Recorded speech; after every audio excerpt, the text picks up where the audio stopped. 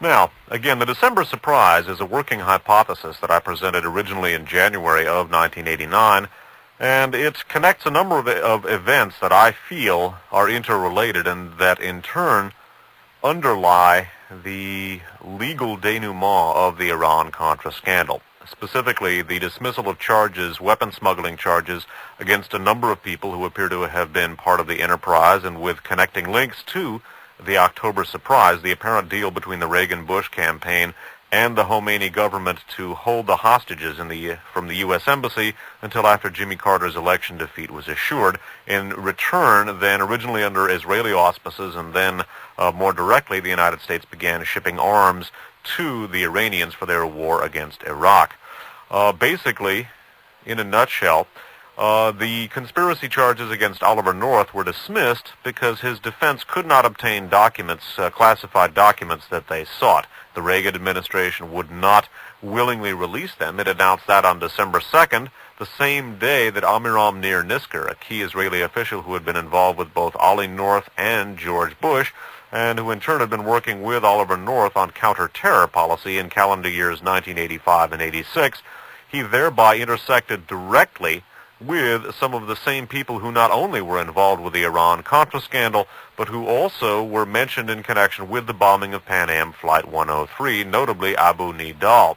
When PamAm Flight 103 went down, the documents requested by the North Defense Team thereby became unreleasable, so to speak, to coin a phrase.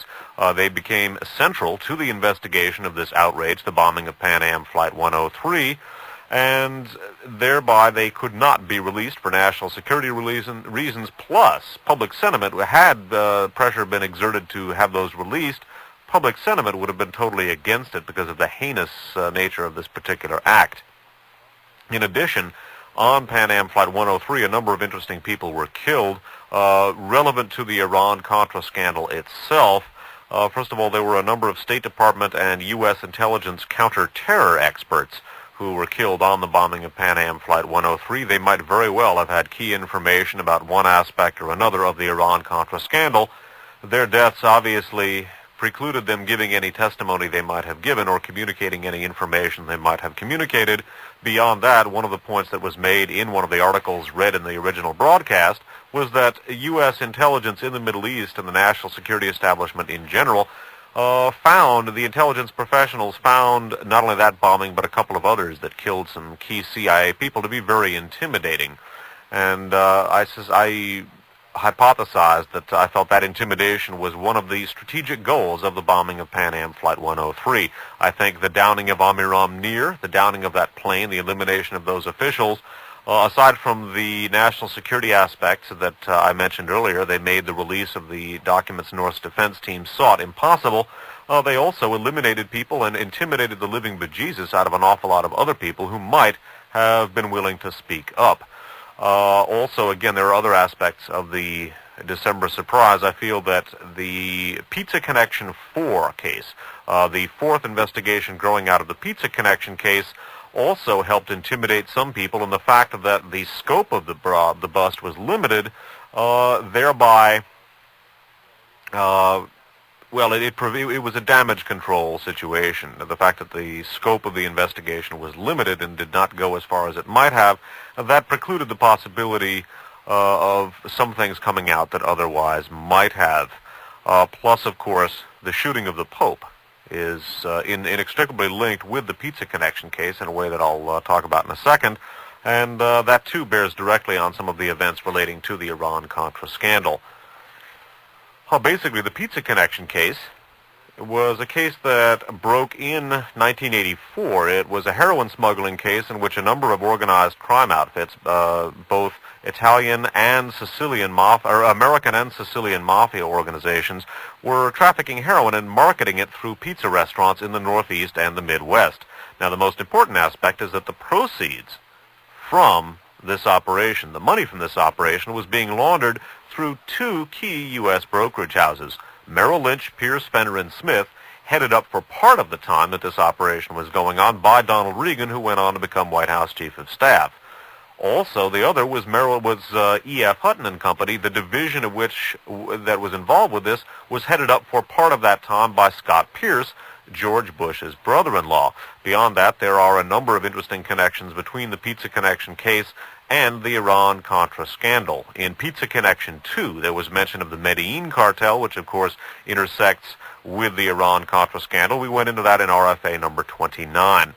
Also, it should be noted that the Shikarchi AG case brings into focus the Pope shooting in connection with the Pizza Connection case, because a key person with regard to Shikarchi AG, a Swiss and Italian-based heroin smuggling and money laundering operation, the key person in that group is also a key person, or in that case, I should say, is also a key person in the Pizza Connection case.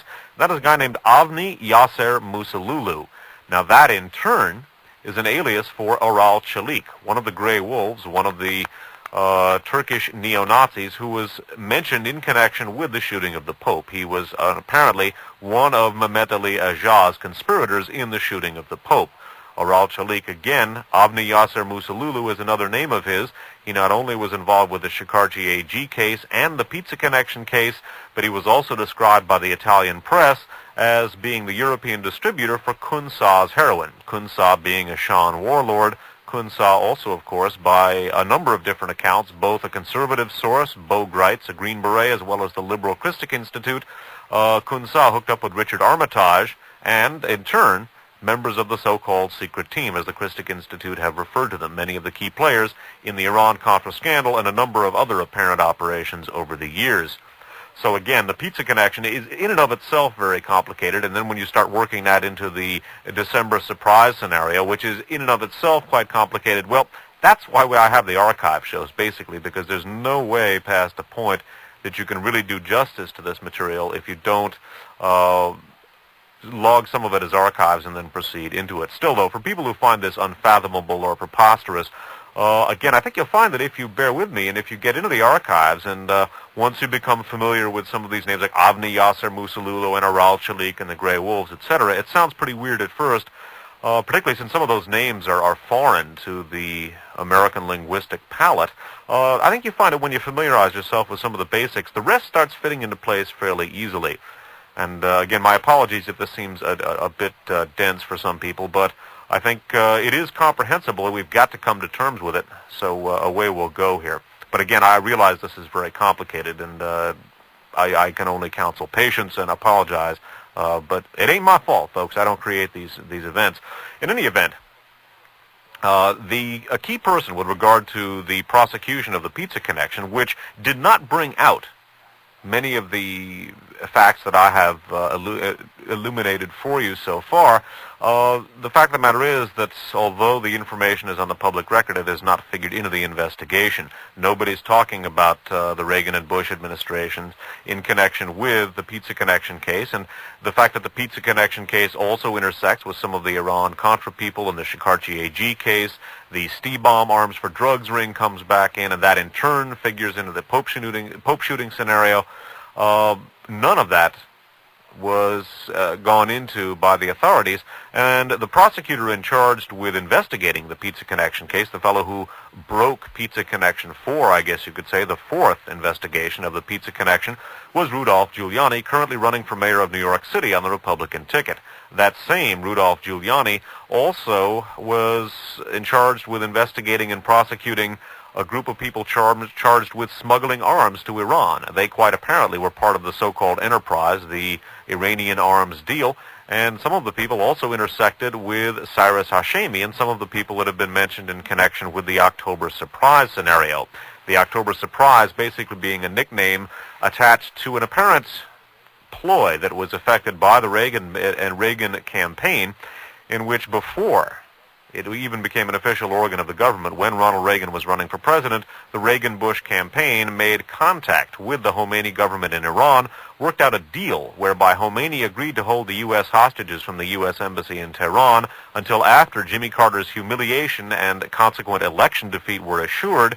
In return, the U.S., at first via the Israelis and then directly, shipped arms to Khomeini for his war against Iraq. That, in a nutshell, is the October surprise. We went into that in Radio Free America number 31. There's a book by that name out by Barbara Honegger, one of the people whose information figures in that particular broadcast. Well, that prosecution of some of these people related to the October surprise went no place. I theorized that perhaps this was a weak prosecution. That is frequently the case in national security issues, and it's that's one of the reasons why so often many of the culprits of many of the scams that we talk about on this broadcast wind up walking, even though their guilt would appear to be beyond doubt, at least up to a point. Anyway, Rudolph Giuliani, in my opinion, and I expressed this, it is my opinion, but I think the evidence is increasingly pointing in this direction, was an insider, was a key player with regard to the Iran-Contra scandal. It is my feeling that the limitation of Pizza Connection 4 and the dismissal of charges against the defendants in the Iranian arms smuggling case that I talked about in the December surprise, I don't feel those were accidents, and it is my opinion that Rudolph Giuliani was probably working deliberately on behalf of the Reagan administration. He is a Republican, and I theorized that the discussion concerning his possible mayoralty candidate on the Republican ticket would be a possible political payoff for his good works under the circumstances. Well, he is now running for mayor of New York. He's running behind, fortunately. Interestingly enough, though, upon leaving the federal government, and he resigned right after he busted Pizza Connection 4, although a very limited bust it was, as I mentioned, and right after he failed to get convictions in the Iranian arms smuggling case, Rudolph Giuliani left, went into private practice, and interestingly enough, went into practice for a law firm that had acted as an agent for the Panamanian government of Panamanian dictator Noriega. This information comes from the San Francisco Examiner of Friday, May 19th of 1989. This is a Reuters story, Dateline New York, and headline, New York law firm says it won't work for Noriega, and it reads as follows. White and Case, a New York law firm that is a registered agent of the government of Panama, said Thursday it would not represent the government so long as it is controlled by General Manuel Antonio Noriega. The law firm's association with Panama became public knowledge Wednesday when Rudolph Giuliani announced he was running for mayor of New York. White and Case hired Giuliani at a reported $500,000 a year last January, when he resigned after 6 years as a federal prosecutor. It has represented the Panamanian government since 1981. That would be roughly the period at which Noriega appears to have gotten involved with the Contra support effort.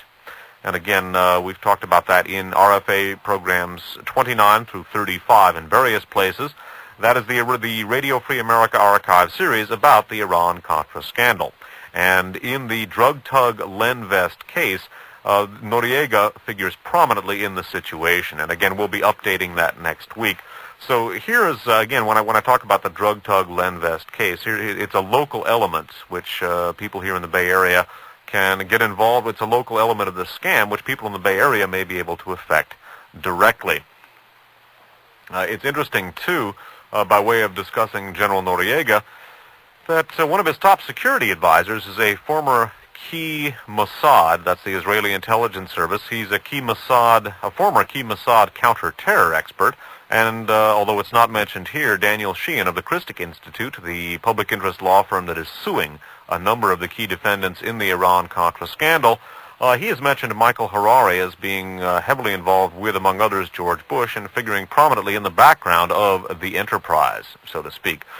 Interesting that this fellow is so prominently involved with General Noriega, because he touches upon some of the same elements that we've spoken about in the past. Reading from today's San Francisco Sunday Examiner, today being October 22nd of 1989, this is a story by Stuart M. Powell and John P. Wallach of the Examiner Washington Bureau. It's Dateline Washington, headlined Israeli working for Noriega, subheaded Ex-Mossad agent heads intelligence for Panamanian. It reads in part as follows.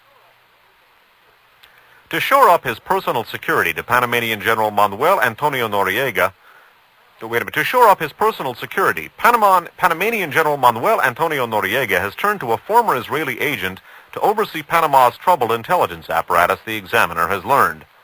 U.S. officials said Mike Harari, Harari, a retired Mossad operations director, has assumed day-to-day responsibility for the Panamanian Defense Force's intelligence branch. According to officials familiar with developments in Panama, Harari has replaced Colonel Guillermo Wong, W-O-N-G, the intelligence chief who was arrested following the failed coup attempt against Noriega on October 3rd. Harari is not only down there, but he is actively working for Noriega, said a senior White House official. Skipping down. During his Mossad career, Harari led clandestine Israeli hit squads operating in Western Europe, exacting revenge for actions by the Palestine Liberation Organization. Israeli intelligence believed the targeted individuals played a part in the seizure and murder of 11 Israeli athletes during the Olympic Games in Munich in 1972. Harari reportedly was personally involved in one operation that went awry. Israeli assassins murdered a suspected PLO agent in Lillehammer, Norway in 1973, only to learn that the victim was an innocent waiter from Morocco. Well, it's interesting that this fellow was working for Noriega. Now, as I mentioned, although it's not discussed in this article, in a number of the talks that he's giving around the Bay Area, Daniel Sheehan, chief counsel for the Christic Institute, has mentioned Harari as not only involved with Noriega, but being heavily involved with George Bush and as part of the joint Israeli-U.S. counter-terror team, working with, among others, George Bush and many of the other key players in the Iran-Contra scandal at the time.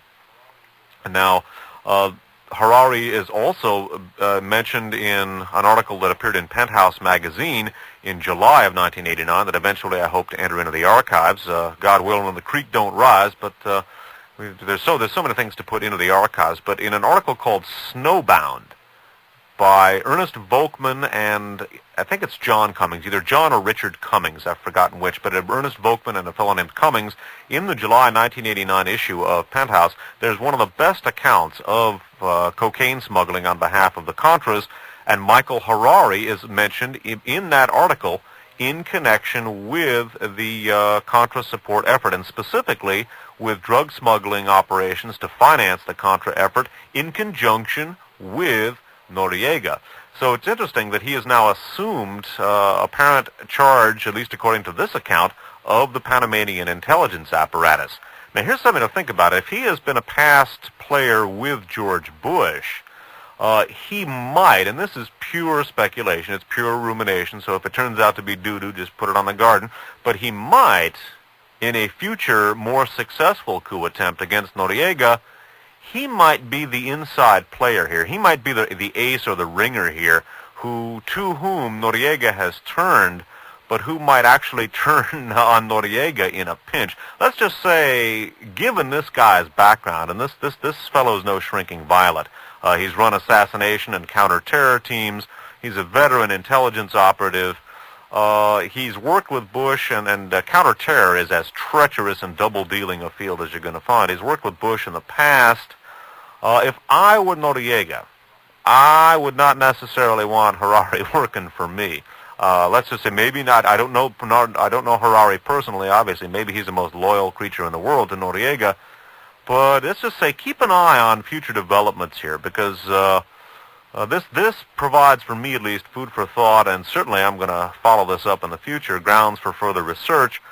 In the event of the much ballyhooed coup against Noriega, we've heard a lot about it. We've seen the abortive coup attempt, and I'm going to discuss that in a second. Harari could be a key player, and he might be a double agent if, in fact, Bush is sincere about wanting to get rid of Noriega. And Noriega is very useful because he gives us a foreign enemy for the drug war. Between him and the Medellin cartel, it gives us somebody to feel threatened by and to wave the saber at as the red menace appears to be withering on the vine. The Soviet Union looks less and less threatening every day, and with glasnost, perestroika, arms reductions, etc., not to mention their own severe internal problems, increasingly the evil empire and the red menace looks less and less threatening. And the war on drugs, as I have hypothesized, may very well be what the national security establishment gives us in order to replace the Cold War. Something is going to have to be done to keep the American people embattled. And I wouldn't underrate Noriega as a useful figure in a Punch and Judy scenario. He's awfully useful. He's like Gaddafi. He's the man we love to hate. And it would almost be a liability, in my opinion, to overthrow him. Just like it would almost be a liability to overthrow Gaddafi, then you won't have him to kick around anymore. And That's more useful than people might realize at times. Now, one of the things that I talked about in connection with the December surprise, to return to that scenario. Oh, before I go on to that, let me discuss briefly the abortive coup in Panama just today. And again, today is Sunday, October 22nd of 1989. And for people who eventually hear this on tape, just today there has been discussion, and I haven't seen this in print, on the newscast, that the Bush administration is blaming the recent bungled Panamanian coup on some very severe limitations placed not only on the Bush administration's ability to act, not only on the president's ability to act, but also on the CIA by Congress. Okay, now of course congressional leaders from the Senate Select Committee and also people from the various intelligence oversight committees are denying this, but the Bush administration is claiming this. Now, a lot of things can go wrong in a covert operation, and the recent bungled coup in Panama may have been a bungled operation, but one of the things we have looked at in the past is evidence that when it suits them to do so, the elements of the U.S. national security establishment will deliberately sabotage an operation or will deliberately sacrifice something in order to achieve an end. Two examples that come to mind. In the Guns of November Part 1, the first part of a four-part archive series dealing with the assassination of President Kennedy, we discussed Colonel L. Fletcher Prouty's account of the Bay of Pigs invasion. And although the Bay of Pigs was another supposed bungled operation, Prouty presents a very compelling case that in point of fact, the operation was deliberately sabotaged from within by renegade CIA officials who basically wanted to force Kennedy's hand with regard to Cuba and national security. They basically wanted to force Kennedy to send in the U.S. military against Cuba. In my opinion, and as in Prouty's as well, they were looking to test Kennedy and see where he was really at, so to speak, with regard to national security. Well, Kennedy did not commit the Air Force. Had the plan been followed, the original plan been followed, there would have been no need to involve regular U.S. Air Forces. It is Prouty's contention, and he makes an excellent case, that some of the same CIA officials who were later dismissed by Kennedy and helped orchestrate his assassination deliberately sabotaged the Bay of Pigs in order to force Kennedy into a more militaristic stance.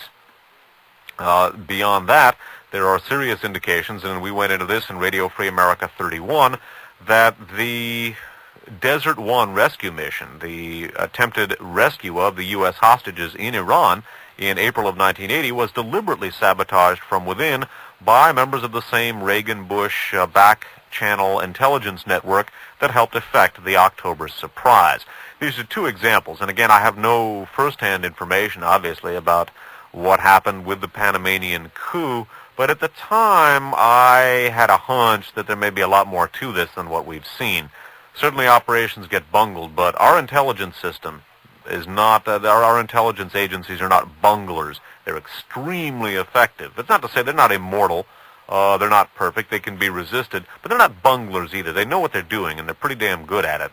And I just had a feeling when that happened that perhaps we were going to see the restrictions, quote-unquote, as if there were a great deal of restrictions placed, as if the restrictions were severe, but the restrictions placed on the intelligence community with regard to covert actions as a result of the Iran-Contra scandal, and those restrictions were symbolic, really, more than anything else, but that these would be blamed for the bungled operation, and that basically, again, it would be the kind of scenario that has been worked so successfully by the American right wing, by reactionary elements in this country. It's those pointy-headed liberals and those incompetent Democratic peaceniks who are tying the hands of tying the claws of the mighty American eagle, and basically have prevented us from dispatching this vile, ugly little Noriega, the corrupter of our children and the vile trafficker in drugs, etc., etc., etc.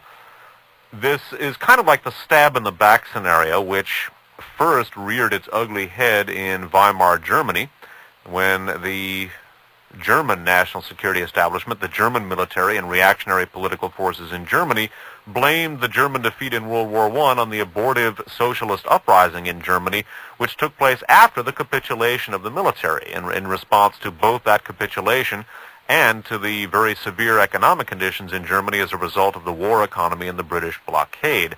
Basically, although the war was already over and a huge proposed American-French offensive had forced General Ludendorff to capitulate, basically his forces had no chance to resist the coming Franco-American offensive. Basically, that would have in all probability carried clear through to Berlin, because the American troops were fresh, German troops were exhausted, and the numerical odds were overwhelmingly in the Americans' favor. And Ludendorff had come to the conclusion that his exhausted army would just fold in front of this huge offensive by fresh troops. Basically, again, the stab-in-the-back scenario, though, was offered up by the German military, by reactionary political elements, and ultimately the fascist elements that were to produce Hitler, as the explanation for Germany's defeat in World War I. This, in turn, served as a rationalization for effecting a program of political assassination of not only explicitly socialist and communist elements, but also all democratic elements in Germany that could have conceivably offered resistance to the rise of Hitler. Basically, we talked about that in Radio Free America number 10. This assassination program was carried out by the Reichswehr, or by the so-called Black Reichswehr, by the Freikorps and the other volunteer military organizations put together in Weimar Germany. They then, when they were supposedly disbanded, they in fact remained intact and proceeded to pave Hitler's rise to power through a program of political assassination. The stab-in-the-back scenario has also reared its head in an ugly and big way with regard to the U.S. national security establishment and its explanations for its defeats both in Korea and in Vietnam, or for the stalemate in Korea and the defeat in Vietnam. Again, the view within the national security establishment is that the U.S. has had its hands tied by these incompetent, pointy-headed, bleeding-heart civilians, and that's why basically MacArthur was removed in Korea and why he didn't get to drop the bomb on the Chinese, and that's why we lost in Vietnam. It's a very, very dangerous scenario, and as we've spoken about in the past, it appears to have served as a rationalization on the part of the national security establishment to undertake covert operations and commit assassinations here at home. So again, the stab-in-the-back hypothesis is something to think about. I bring that up in this case because I think we're going to be seeing, certainly the Bush administration is already openly pursuing this line of argument, but we may see the recent, quote, bungled, unquote, coup against Noriega held up again as a stab-in-the-back hypothesis, or a stab-in-the-back explanation, and in turn we may see a drastic loosening of restrictions on covert operation as a result of the, quote, bungled, unquote, coup. And again, I wonder if that was deliberately bungled by the intelligence community in order to get much greater leeway with regard to covert operations. It's certainly something, it's not a conclusion we can draw at this point, but the debate appears to be moving in that direction, and it will be interesting to see just exactly how that debate is resolved. We're going to take another short musical break here, and then I'm going to come back with the conclusion of the December surprise scenario.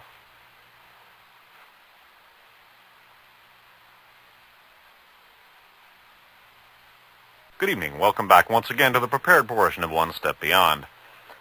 We're going to continue now with the December surprise update, and one of the things that I talked about in connection with the December surprise was the fact that a number of significant people died on that flight, and I suspected that they may have the computers which program airline reservations may very well have been utilized in such a way as to see to it that they were all on this flight.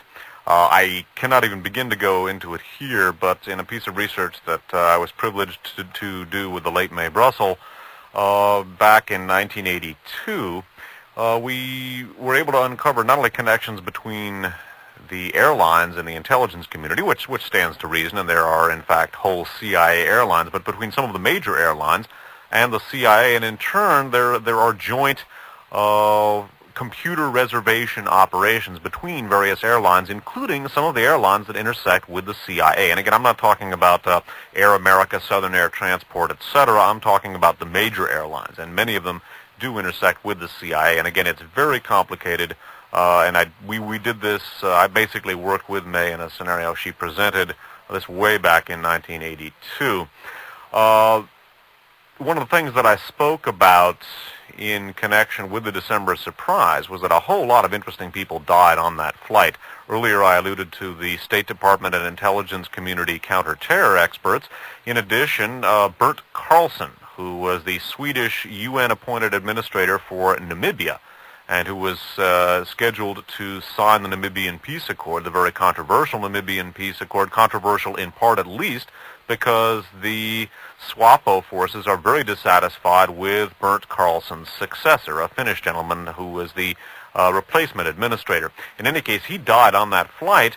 Rolof Pikbota, the South African foreign minister who was to have signed that accord with Bernd Carlson a few days later, was scheduled to be on that plane, but he canceled his reservation a couple of days earlier. Bear in mind now that the United States had advance warning that Palestinians, or that there would be a terrorist attack against a PamAm flight originating in Frankfurt, West Germany in December of 1988. Well, in fact, there was. Whether or not Pikbota was tipped off remains to be seen.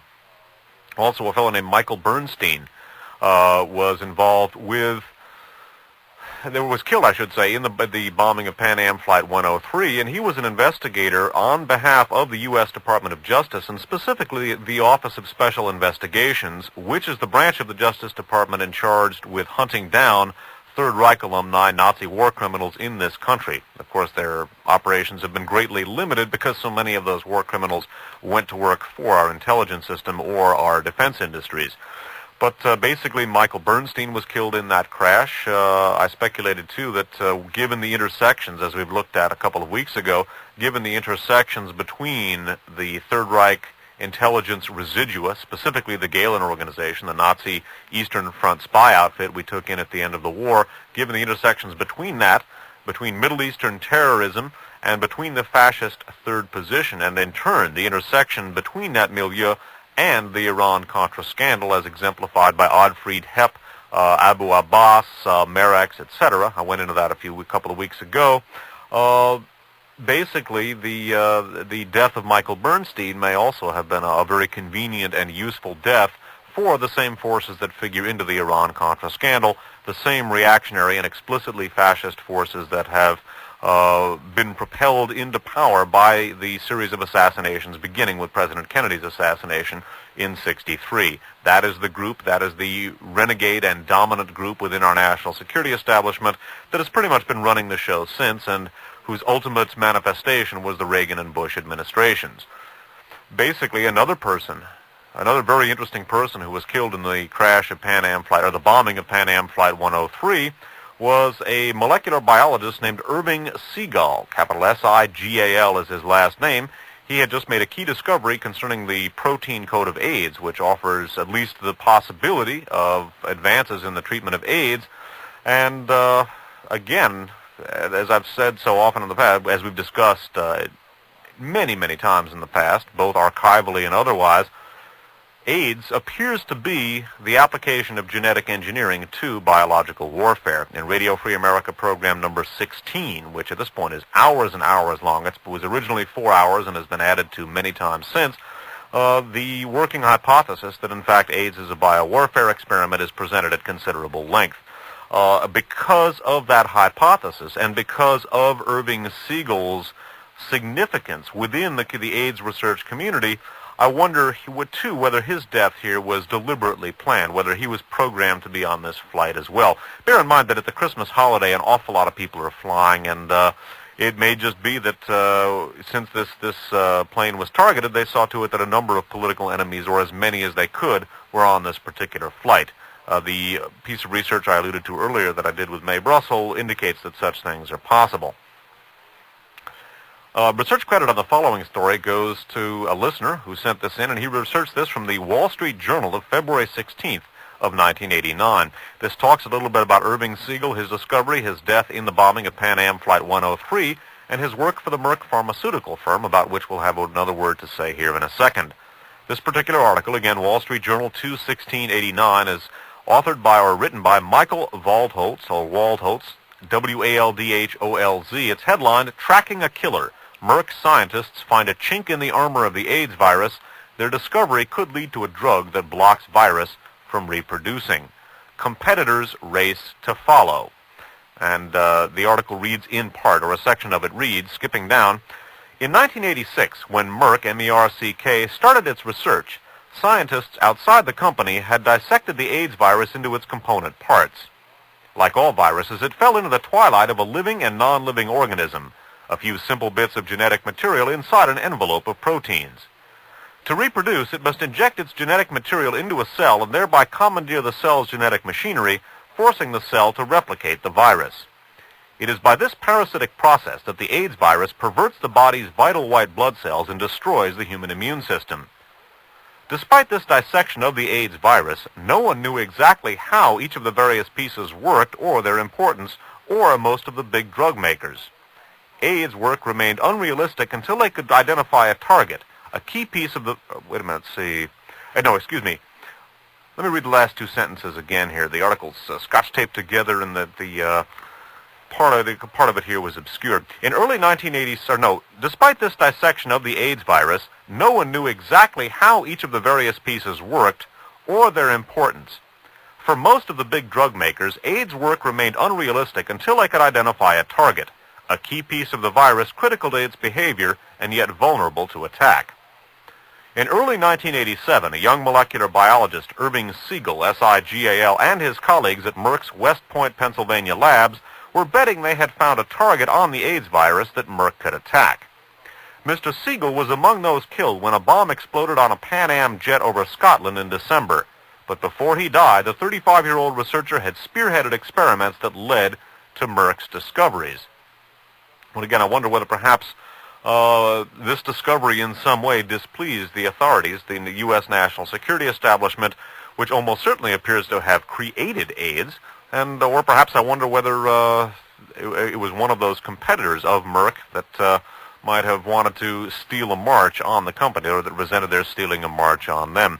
Both scenarios are possible, and it's possible that both are the case at the same time. It may be that some of the same national security elements that were involved in developing AIDS and spreading it are also involved with developing the cure. There are indications that's the case, or treatment such as it is. Both scenarios are possible, that this may have been a business rivalry and a possible national security case as well. Again, AIDS certainly appears to have been, certainly, the evidence points very strongly to AIDS as a biowarfare experiment. Whether or not that strong probability has anything to do with the death of Irving Siegel, his presence on Pan Am Flight 103, along with so many other key people, remains to be seen. Obviously, it's not a conclusion we can draw, but I think it's a question that we have to ask under the circumstances. Another piece of information may be relevant or may be apocryphal concerning Merck Pharmaceuticals and their intersection in the past with the U.S. national security establishment and biological warfare in particular. The founder of that company, George W. Merck, was the first director of the U.S. Biological Warfare Research Program, U.S. Biowarfare Research, beginning during World War II, and it was George W. Merck who helped give the orders to continue biological warfare research at Fort Detrick. And of course it was Fort Detrick, the Army's top chem and biowarfare research center in Maryland, which was turned over to the supposedly civilian National Cancer Institute. That facility continued to be run, at least for a while anyway, by Litton Bionetics, a wholly owned subsidiary of Litton Industries, major defense contractor, and a front for covert operations in the past. So again, the Merck pharmaceutical firm here, it perhaps in some way may have been involved with some of the national security aspects of AIDS research. Again, simply so, it's a thought to bear in mind under the circumstances. We're going to touch briefly on Merck, George W. Merck, and his role in the U.S. Biological Warfare Research Program. We're going to turn to a book which has been a mainstay in this type of research. It's called A Higher Form of Killing, in this research that we've done. It's called A Higher Form of Killing, subheaded The Secret Story of Chemical and Biological Warfare, co-authored by Robert Harris, Harris, and Jeremy Paxman, Paxman. The book was published in softcover by Hill and Wang, and it's copyright 1982. and of George Merck, his work for the U.S. Biological Warfare Research Center, and his parenting, in a sense, of the post-war research at Fort Detrick, Paxman and Harris write as follows. In the United States, where nearly 4,000 people had been... Now, here they're talking about germ warfare research during World War II here, beginning again. In the United States, where nearly 4,000 people had been employed at the 4 top-secret germ warfare installations by the end of the war, staff levels were initially reduced. But the man who had led American research into germ weapons during the Second World War, George W. Merck, M-E-R-C-K, of the Merck Pharmaceutical Company, recommended that the work continue. Camp Detrick, the former National Guard airfield an hour's drive from Washington, was chosen for the purpose. So George W. Merck of the Merck Pharmaceutical Company, the stepfather, so to speak, or the godfather of Fort Detrick. Now, of course, the National Cancer Institute's Molecular Oncology installation, and quite possibly, as we have hypothesized, the key element, the key facility in the development of AIDS as a biowarfare weapon.